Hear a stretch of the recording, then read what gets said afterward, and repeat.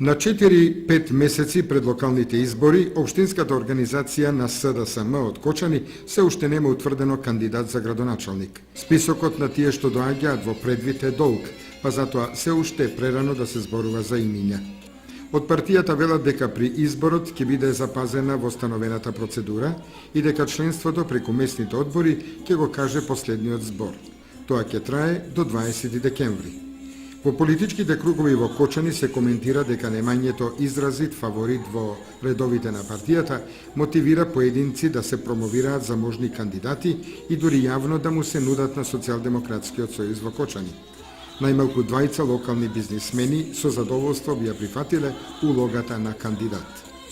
Во СДСМ најсериозно се размислува која опција може да ја доведе во ситуација да направи пресврт во власта во Кочани.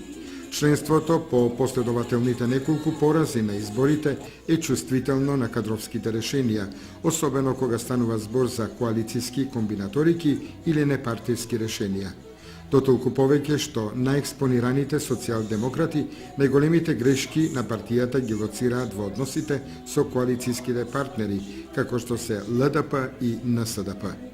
Од друга страна, членовите на раководството на партијата, кои во изминативе 2 децении го понесоа товарот на афирмирањето, се убедени дека кандидатот треба и мора да се биде од редовите на Социјалдемократскиот сојуз на Македонија, бидејќи само таков градоначалник ќе има чувство за нивните потреби и проблеми.